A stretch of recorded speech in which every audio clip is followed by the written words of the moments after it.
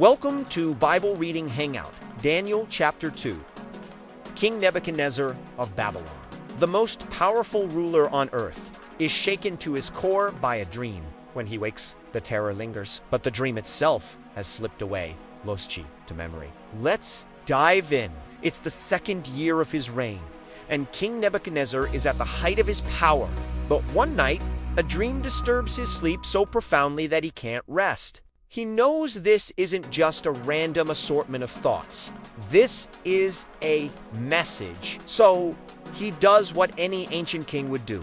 He summons his team of experts, the magicians, the enchanters, the sorcerers, and the astrologers, the wise men of Babylon, are all brought before him. The king lays down a challenge that is utterly unprecedented. He tells them, "I've had a dream that's troubling me, and I need to know what it means." The wise men, probably thinking this is an easy day's work, reply, "May the king live forever. Just tell us the dream, and we'll give you the interpretation."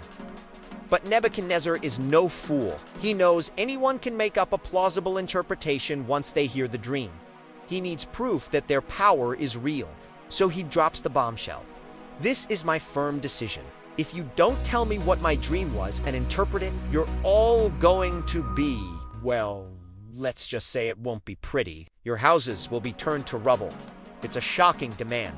He's asking them to read his mind, to pull a memory from his head that he himself is struggling to grasp.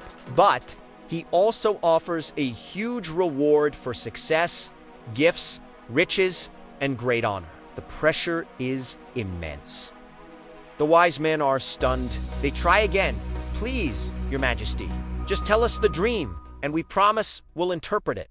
But the king sees right through them. He accuses them of stalling, trying to buy time, hoping he'll change his mind or that the situation will somehow resolve itself.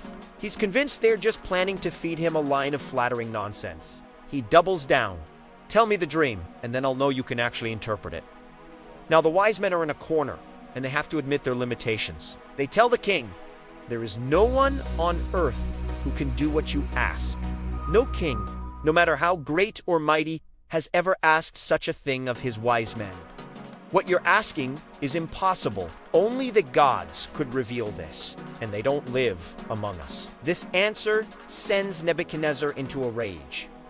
He feels betrayed and mocked. His fury is so great that he issues a death warrant for every single wise man in Babylon. It's a brutal, sweeping decree. The order goes out, and the king's guard, led by a commander named Arioch, begins to round up the wise men for execution. And this is where our main character enters the story. Among the wise men of Babylon are 4 young men from Judah, captives brought to Babylon to serve the king, Daniel, Hananiah, Mishael. When the soldiers come for them, Daniel doesn't panic.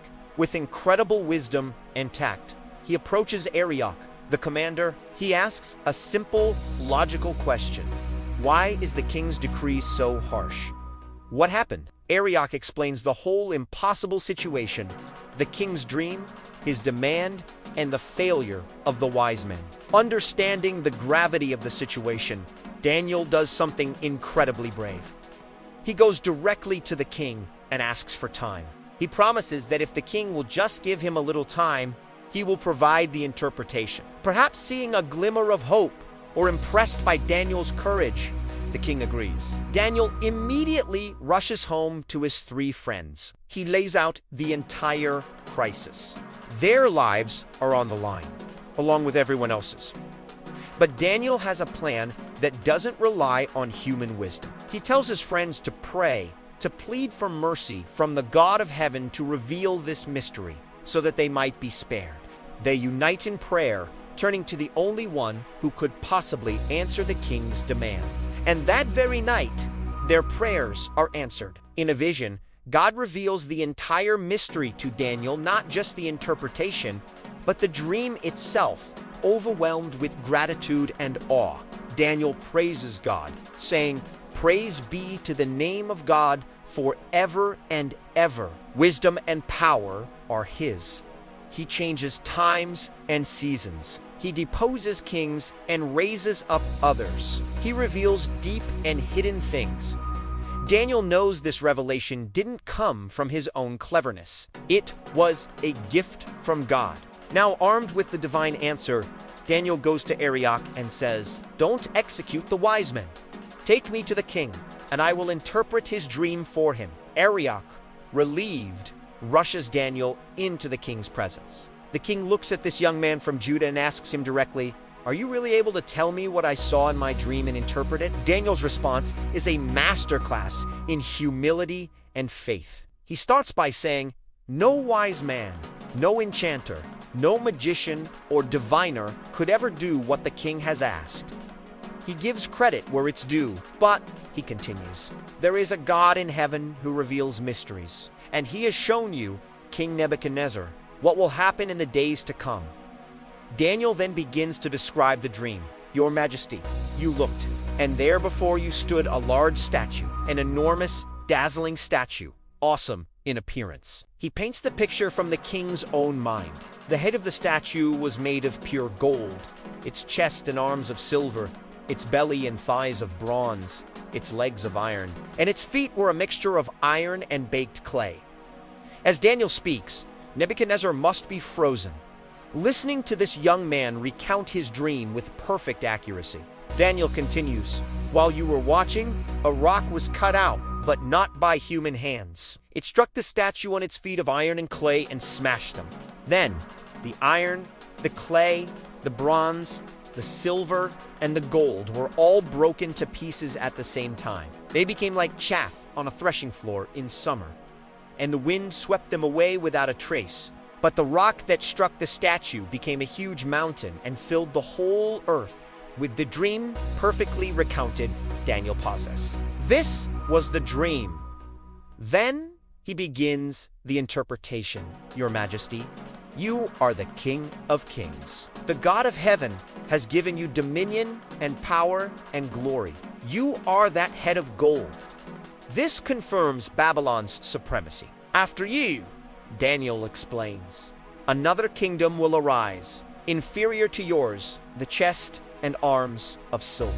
This would be the Medo-Persian Empire. Next, a third kingdom, one of bronze, will rule over the whole earth. This points to the Greek Empire under Alexander the Great. Finally, there will be a fourth kingdom, strong as iron, the legs of iron. This represents the Roman Empire, known for its military might that crushed all opposition. But what about the feet? The strange mixture of iron and clay." Daniel explains, "This will be a divided kingdom. It will have some of the strength of iron, but it will also be brittle, like clay. The people will be a mixture, but they will not remain united, just as iron does not mix with clay." This describes the fragmented state of the empire in its later stages. In the time of those kings, the God of heaven will set up a kingdom that will never be destroyed. It will crush all those other kingdoms and bring them to an end, but it will itself endure forever. This is the meaning of the rock cut out of a mountain, but not by human hands. The interpretation is complete, the dream is true, and the interpretation is trustworthy. King Nebuchadnezzar is completely overwhelmed. He falls prostrate on the ground before Daniel, this young captive. He honors him and says, "Surely your God is the God of gods and the Lord of kings, and a revealer of mysteries. For you were able to reveal this mystery." The king not only spares the wise men, but promotes Daniel to a position of immense power, making him ruler over the entire province of Babylon. And Daniel, remembering his friends, asks the king to appoint Shadrach, Meshach, and Abednego to high positions as well, which the king grants through one impossible challenge. A young man's faith in God saved lives and revealed a divine plan for the future of the world. Thanks for watching. Like, share, and subscribe. See you in Daniel chapter 3.